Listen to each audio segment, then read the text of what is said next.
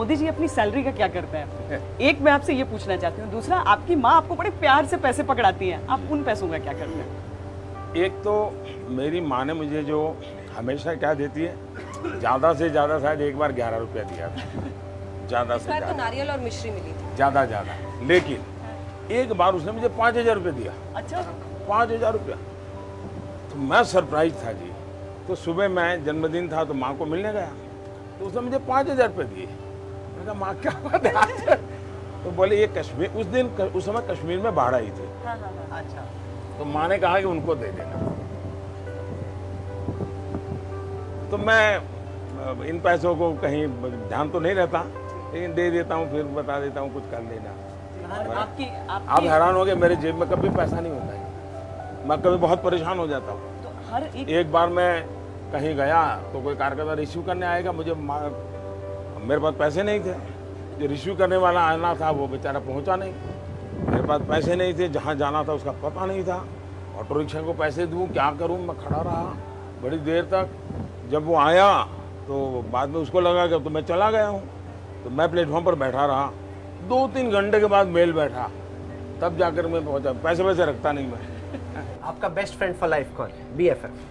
जब मैं संघ का काम करता था तब एक लक्ष्मण राव जी नामदार करके थे, वकील साहब हम कहते थे, जिनके जीवन पर मैंने एक किताब लिखी है, तो मेरा मन करता था कभी कि मैं उनको कहूँगा कि ऐसा हुआ। लेकिन मेरे जीवन का एक नियम है जो शायद आपके दर्शकों को भी काम आ सके।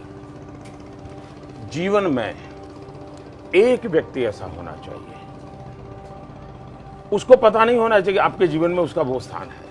आपके मन में अच्छा विचार आया तो भी बता दो, बुरा विचार आया तो भी बता दो, अच्छा हुआ तो भी बता दो, कुछ भी मत छुपाओ। एक व्यक्ति जीवन में होना चाहिए। अभी भी है क्या आपकी? है, मैं नाम नहीं बताऊं। अभी भी है? अभी भी है। मैं नाम उनको नहीं पता बताऊं। चल जाएगा। नाम नहीं देखिए, ऐसी बताऊं, क्योंकि उत्सुकता- उसको क्योंकि जगा दिया है। मैं बताता हूँ उससे क्या होता है, फिर वो कॉन्शियस हो जाता है, फिर वो अपनी बातों को, अभी तो क्या मैं बताता हूँ तो कोई बताने के लिए नहीं जाता हूँ, बातों में ऐसे कह देता हूँ ऐसा हुआ है। अब गेसिंग गेम बड़ी जबरदस्त देश भर में शुरू हो जाएगी कि कौन है वो। तो हर एक के जीवन में होना चाहिए, मैं कहूँगा। और आप देखिए, वो व्यक्ति जरूर नहीं कि वो बड़ा हो, पढ़ा लिखा हो, कोई जरूर नहीं है, कभी आपको ऐसी चीज बता देगा जो कभी शायद बहुत बड़ा पंडित भी नहीं बता देगा, जो आपकी जिंदगी का रास्ता बना देगा।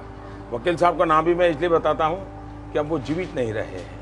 अच्छा, देखिए घाट की तरफ जा रहे हैं, आपको कभी मिस करते हैं आपकी अकेले घूम सके, ऐसे चाय की दुकान पर रुक जाए? मुझे प्रकृति बहुत पसंद है। मेरा जीवन जो बना है हाँ। वो पहाड़ों में बना है, नदियों के बीच बना है, और मैं आज भी उस जिंदगी को जीना पसंद करता हूँ, लेकिन संभव नहीं रहा है, और मेरे पास त्याग करने के लिए कुछ है ही नहीं, तो यही है मेरी अपनी इच्छाएं, उसी को मैं त्याग कर दिया। घर पर भी खुद से चाय बना पाते हैं अपने? अभी भी मैं खाना पका सकता हूँ जी। अच्छा, अभी हाँ। आपकी मैं फेवरेट डिश क्या है? बढ़िया अच्छा क्या बनाते हैं? बढ़िया जैसे ऐसा है, देखिए मैं जिंदगी ऐसे, मैं भैया लोग सुन करके हैरान हो जाएंगे जी, क्योंकि ये कभी इस प्रकार की बातें आई नहीं है। मैं 35 साल तक भिक्षा मांग करके खाया हूँ, अब किसी के गले नहीं उतरेगा जी, लोगों के घर में, इसलिए खाने का कोई बचा जो।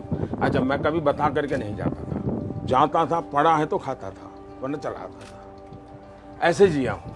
लेकिन कभी दफ्तर आ जाता था और रात देर से आया तो खिचड़ी बड़ा सरल होता था, खिचड़ी बना देता था। 4:30-5 बजे उठना, पूरा दफ्तर में झाड़ू लगाना, पोता करना, फिर सबके लिए चाय बनाना, और 5:20 को सबको उठाना।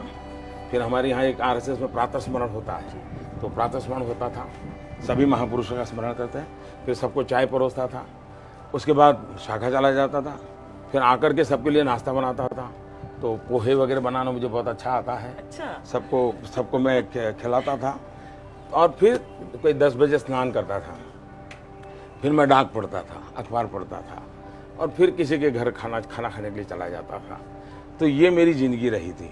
ये ऐसी ज़िंदगी मैंने कोई 2-2.5 साल बिताई थी।